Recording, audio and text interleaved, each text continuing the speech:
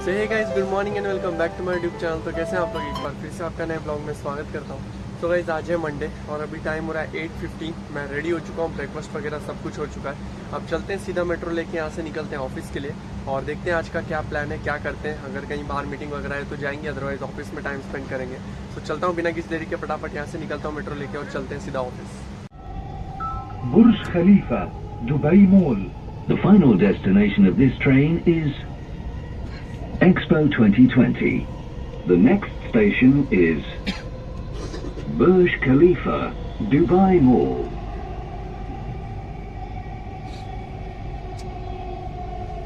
हे guys, good evening. मैं घर पे आ चुका हूँ और अभी 8 बज रहे हैं। कपड़े वगैरह चेंज कर लिया हूँ और हाथ मुंह धो लिया हूँ। अब चलता हूँ घर पे, फैमिली से बात वगैरह कर लेता हूँ और छोटे मोटे 1-2 काम है वो निपटा लेता हूँ। उसके बाद मैं मिलके आप लोग से आराम से बात करता हूँ, जो भी आज का टॉपिक और आज की जो भी इन्फॉर्मेशन है आप लोग के लिए।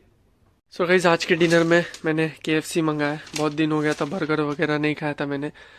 जब इंडिया में लास्ट टाइम मैंने बर्गर खाया था। सो आज ये मंगाया KFC से डिनर आज का। सो इसमें ये है फ्राइज़ यहाँ पे, उसके बाद यहाँ पे 2 है चिकन बर्गर, डायनामाइट बर्गर, और ये वाला है ओरिजिनल पेपर मेयो, और यहाँ पे है 7 अप कोल्ड ड्रिंक्स का कैन है इसमें, और ये कुछ टिश्यू पेपर और सॉसेस है। तो ये चेक कर सकते हैं, यहाँ पे कुछ बिल पड़ा था 24 दिरहम्स का। Paper Mayo, dynamite burger, medium fries और 7 अप। सो चलता हूँ, आज का डिनर है KFC। सो फटाफट डिनर करता हूँ। सो ये है पूरा मील, चेक करें। यहाँ पे 7 अप, यहाँ पे फ्राइज़ ज़्यादा थे इसलिए मैंने ऐसा टिश्यू पे रख लिया है। सॉस है, यहाँ पे बर्गर है। सो चलो चलता हूँ, ये फिनिश करता हूँ और फिर मिलता हूँ आप लोग से। सो हे गाइस, गुड इवनिंग। कैसे हैं आप लोग? मेरा खाना पीना हो चुका है और अभी टाइम हो रहा है 9 o'clock, 9 बज रहे हैं। आज खाना पीना जल्दी हो गया बिकॉज आज मैं ऑफिस से आती ही कपड़े चेंज करते करते मैंने ऑर्डर कर दिया था KFC से बर्गर। 2 बर्गर थे, चिकन बर्गर, उसके बाद मीडियम फ्राइज था और एक 7 अप का कोक था, 7 अप का कैन था। सो 8:30 बजे तक आ गया था। मैंने गर्मा गर्म खा लिया तुरंत और फिर फैमिली वगैरह से बातचीत करके फ्री हो चुका हूँ। अभी जस्ट 9 बज रहे हैं।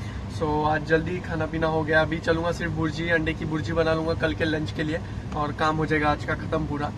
और बाकी दिन भर पूरा ऑफिस में ही निकला है आज हमारा। आजकल काम का थोड़ा वर्कलोड ज़्यादा है ना, इस वजह से ऑफिस में ही काम कर रहा हूँ। मीटिंग्स वगैरह या इंस्टॉलेशन वगैरह काफ़ी कम आ रहे हैं। सो लेट्स सी, देखते हैं कभी आता है मीटिंग वगैरह, इंस्टॉलेशन वगैरह, बाहर निकलने का मौका मिलता है। फिलहाल पिछले 4-5 दिनों से तो मैं ऑफिस में ही काम कर रहा हूँ। लेट्स सी, देखते हैं कब क्या मीटिंग या इंस्टॉलेशन मिलता है हमें।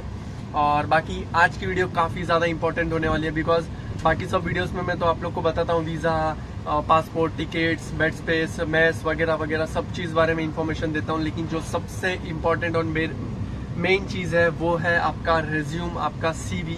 और जब आप एम्प्लॉयर के सामने इंटरव्यू के लिए बैठोगे या कहीं भी जॉब के लिए अप्लाई करोगे तो जो सबसे इम्पोर्टेंट चीज़ होती है, आपका इम्प्रेशन अच्छा रखता है, वो है आपका CV, आपका रिज्यूम। बिकॉज वही आपके जो पर्सनैलिटी है वो दिखाता है सामने वाले एम्प्लॉयर को कि हाँ, क्या क्या अचीवमेंट्स है आपके पास, आपके अंदर क्या खूबियाँ हैं, क्या हॉबीज़ हैं। सो आज की वीडियो में मैं आपको बताऊंगा कि दुबई फॉर्मेट में कैसे रिज्यूम या CV आप बना सकते हो।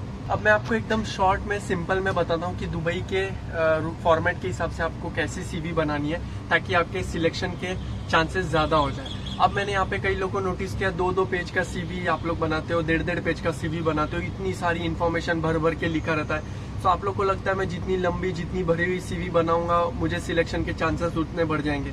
नहीं, यहाँ पे आपके रिजेक्शन के चांसेस बढ़ जाते हैं बिकॉज एम्प्लॉयर के पास इतना टाइम नहीं होता है कि वो आपकी 2 पेज की CV में क्या क्या लिखा है, क्या क्या नहीं लिखा है, आपकी खूबियाँ, आपकी क्वालिफिकेशन, आपकी एक्सपीरियंस, सब कुछ वो पढ़े।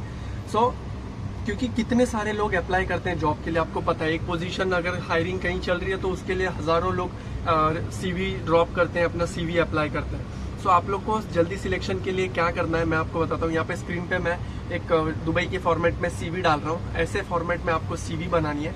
1 पेज की CV रहेगी, उससे ज़्यादा CV नहीं बनानी है। अब आपको यहाँ पे मैं बताता हूँ कि कैसे क्या क्या मेन पॉइंट डालने हैं और क्या क्या चीज़ें फिट करनी है इस CV में। इंपॉर्टेंट चीज़ दुबई के CV में सबसे ऊपर आपका फोटो आता है। सो यहाँ पे फोटोज आपको फिक्स करना है आपके CV में ऊपर।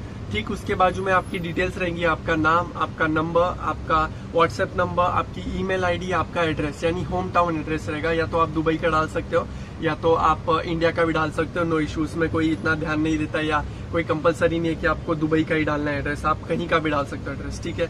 उसके बाद सेकेंड थिंग आपका आता है आपका मेन आपकी एक्सपीरियंस और ग्रेजुएशन का आपका क्वालिफिकेशन आता है। सो अब लोग क्या करते हैं, उन्होंने जो कॉलेज से पास किया उस कॉलेज का नाम, कब से कब पास किया है उसका नाम, कोई क्या कोर्स किया था उसका नाम, फिर उन्होंने क्या पढ़ा है, क्या सब मतलब पूरा भर देते हैं उन लोग। इतना भरने की जरूरत नहीं है। देखो, एम्प्लॉयर को आपके कॉलेज से, आपने कौन से स्कूल से पढ़ाई की है उससे लेना देना नहीं है। यहाँ तक कि मैंने खुद मेरे सीवी में जो मेरे कॉलेज का नाम मेंशन किया था, मेरा एम्प्लॉयर पूछता है ये कौन सा कॉलेज है।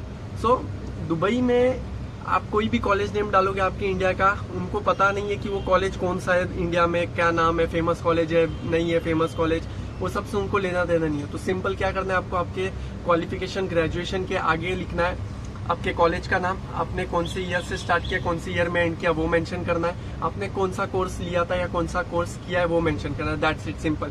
अब उसी के नीचे आपने मास्टर्स किया है तो मास्टर्स डाल दो, आपने पोस्ट ग्रेजुएशन किया पोस्ट ग्रेजुएशन डाल दो, डिप्लोमा या जो भी आपने पढ़ाई की है आपकी फाइनल, वो आप वहाँ पे मेंशन कर दो आपके क्वालिफिकेशन में। दैट्स इट, उससे ज्यादा कुछ भी मेंशन नहीं करना है। कॉलेज का नाम, कॉलेज का एड्रेस, कुछ भी नहीं। नॉर्मली सिंपली आपकी यूनिवर्सिटी, कॉलेज का नेम, ईयर और आपने कौन सा कोर्स किया, दैट्स इट वो।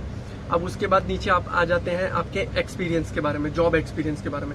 अब यहाँ पे भी लोग गलती क्या करते हैं कि आपकी अपने कंपनी का नाम डालेंगे, क्या काम किया है, उनका कौन सा पोस्ट था, कितने साल से कितने साल काम किया है, वो सारा चीज भर देते हैं वहाँ पे। गाइस, मैं इसलिए आप लोग को ये बोल रहा हूँ कि ज्यादा इन्फॉर्मेशन मत भरो, मेन की पॉइंट्स ही डालो। वो इसलिए क्योंकि एम्प्लॉयर जब आपका इंटरव्यू लेने बैठेगा तो वो इतना सारा पेज पलट के नहीं देखेगा आपके साथ क्या क्वेश्चन करना है क्या नहीं। शॉर्ट एंड सिंपल इन्फॉर्मेटिव आपका सीवी रखो, छोटा सीवी रेज्यूमे, ताकि वो देखे तो उसे भी देखने में अच्छा लगे कि हाँ प्रॉपरली डिटेल में मेंशन किया है, और जो भी उसको क्वेश्चन रहेंगे वो आपसे पूछ लेगा इंटरव्यू के टाइम। और जैसे कि आप फॉर एग्जांपल आप जब प्रेजेंटेशन देते हो, पीपीटी प्रेजेंटेशन, तो आप प्रेजेंटेशन में कैसा की पॉइंट्स मेंशन करते हो, और जब आप प्रेजेंट करते हो सामने जब लोगों के, तब आप उस की पॉइंट को एक्सप्लेन करते हो, उसे कहते हैं presentation, PPT presentation. So same चीज आपको अप्लाई करनी है सीवी में, रेज्यूमे में। यहाँ पे भी आपको आपके जो की पॉइंट्स है वो मेंशन करने, भले ही वो क्वालिफिकेशन हो, भले ही वो एक्सपीरियंस हो, भले ही वो आपकी हॉबीज हो, स्ट्रेंथ हो, वीकनेस हो, जो भी है, की पॉइंट्स मेंशन करो। अगर एम्प्लॉयर को डाउट होगा उस पॉइंट के रिगार्डिंग तो आपसे खुद क्रॉस क्वेश्चनिंग करेगा, आपसे क्वेश्चन पूछेगा कि हाँ भाई इसको एक्सप्लेन करो कि आपने कैसे काम किया है, आपने कैसे स्टडी की है, कौन सी स्टडी की है। सो जितना शॉर्ट एंड सिंपल आपका रेज्यूमे रखोगे उतने ज्यादा चांसेस है आपके सिलेक्ट होने के। अब फॉर एग्जांपल मैं मेरा बताता हूँ एग्जांपल। अगर मेरे को मेंशन करना है मेरा एतिसलात का एक्सपीरियंस, सो मैं मेंशन करूंगा एतिसलात, मेरे कंपनी का नाम हो गया। अब उसके आगे मैं मेंशन करूंगा मैंने कितना नंबर ऑफ ईयर्स मैंने काम किया है। अब फॉर एग्जाम्पल मैं 1 साल 1.5 साल हुआ है मुझे, तो मैं मेंशन करूंगा 2022 ब्रैकेट में डैश 2023 ब्रैकेट क्लोज। ये हो गया मेरा कंपनी का नाम, मैंने कितने साल इसके लिए काम किया है वो हो गया, दैट्स इट, खत्म। अब नीचे आपका सिर्फ सिंपल वर्ड में मेंशन करना है आपका जॉब रोल। अब मेरा जॉब रोल है सेल्स एग्जीक्यूटिव, तो मैं नीचे मेंशन करूंगा सेल्स एग्जीक्यूटिव, दैट्स इट। अब वो सेल्स एग्जीक्यूटिव को एक्सप्लेन करने की जरूरत नहीं है आप लोग को, बिकॉज जो एम्प्लॉयर रहेगा सामने वाला जो इंटरव्यू ले रहा है आपका, उसको पता रहेगा सेल्स में क्या काम होता है, कैसे काम किया जाता है। उसको अगर कुछ डाउट होगा आपके वर्क के रिलेटेड या आपने कैसे काम किया उसको कुछ पूछना होगा, वो सेल्स एग्जीक्यूटिव देखते ही पूछ लेगा कि tell me about how you were working, आप कैसे काम कर रहे थे, tell me about your experience. So उस समय आपको वो एक्सप्लेन करना है, एलोबरेट करना है। आप कुछ लोग अब डालते हैं sales executive, I used to sell the products of this or the products. ये सब नहीं करना है आपको, सिंपल की पॉइंट्स मेंशन करना है, सेल्स आपकी कंपनी का नाम, ईयर ऑफ वर्किंग, नीचे आपका जॉब रोल, दैट्स इट, खत्म। ऐसे ही आपने जितने कंपनीज में काम किया है, बड़ी छोटी जो भी है, हर एक चीज हर एक कंपनी का ऐसे ही आपको मेंशन करना है, दैट्स इट।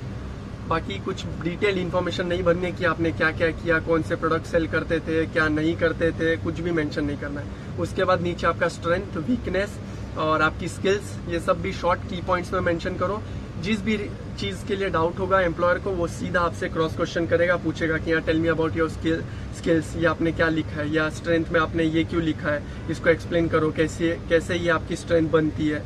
तो जो भी चीज रहेगी वो आपसे पूछ लेगा उस समय आपका सीवी देख के। अब मैं आप लोग को बताता हूँ आज की वीडियो का मोस्ट और लास्ट इंपॉर्टेंट पॉइंट जो कि आप अपने रिज्यूमे में या सीवी में ऐड कर सकते हो, वो है लैंग्वेज। आपको कितने लैंग्वेजेस आते हैं वो आपको सीवी में लास्ट में मेंशन करना है, बिकॉज यहाँ पे लैंग्वेज की काफी ज्यादा डिमांड है। अगर आपको अरेबिक्स आता है आपको तुरंत हायर कर लेंगे, आपको इंग्लिश फ्लुएंटली आता है आपको तुरंत हायर कर लेंगे।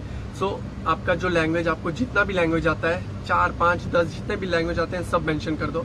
अब मैंने अपने सीवी में जैसे मेंशन किया है, मैंने इंग्लिश के लिए लिखा है, जो परसेंटेज में आप डिवाइड करोगे तो ज्यादा अच्छा है। आप क्या करो, लैंग्वेजेस नोन के आगे लिखो इंग्लिश आपको कैसे आती है, कितना % आप अपने आप को स्केल करोगे उस लैंग्वेज के लिए, वो मेंशन कर दो। अब जैसे मैंने इंग्लिश मेंशन करके वहाँ पे 90 to 100 का स्केलिंग मीटर रखा है। उसके बाद मैंने हिंदी के लिए 100% दिया है, मराठी के लिए 100% दिया है। सो ये 3 लैंग्वेजेस मुझे आते हैं, तो मैंने अपने सीवी में ये तीनों लैंग्वेज ऐड किए थे। आपको जो भी लैंग्वेज आता है अपने सीवी में ऐड करो और उसके आगे उसके % के हिसाब से या एक्सीलेंट, फ्लुएंट या गुड उसके हिसाब से आप मेंशन कर दो। इससे आपकी सीवी काफ़ी स्ट्रांग हो जाएगी और सामने वाले को पता चलेगा कि हाँ इसको इतने सारे लैंग्वेजेस आते हैं, तो वो आपको हायर करने के चांसेस बढ़ जाते हैं। बिकॉज यहाँ पे इंग्लिश भी बहुत कम लोग को आता है फ्लुएंटली। सो इंग्लिश भी अगर आपकी अच्छी है तो आपके चांसेस बढ़ते हैं वहाँ पे जॉब के लिए सिलेक्ट होने के लिए। और अरेबिक्स आती है तो फिर अल्लाह कोई टेंशन ही नहीं, तुरंत आपको सिलेक्ट कर लेंगे, वो लोग हायर कर लेंगे। सो ये कुछ की पॉइंट्स हैं, आप लोग इसे ध्यान में रखो। और वीडियो में जो मैंने पिक्चर दिखाई है रेज्यूमे की फॉर्मेट की, वो पॉज करके स्क्रीनशॉट ले लो, उस फॉर्मेट पे अपनी सीवी बनाओ और अप्लाई करना स्टार्ट कर दो, दबा के अप्लाई करो। सो बस आज के व्लॉग में इतना ही। अब चलते हैं इस व्लॉग को यहीं पे करते हैं एंड आई होप आपको ये व्लॉग पसंद आया होगा। अगर पसंद आया होगा तो इसे लाइक करें, चैनल पर नहीं हो तो सब्सक्राइब करें। See you guys in my next video, till then stay safe, take care, good night.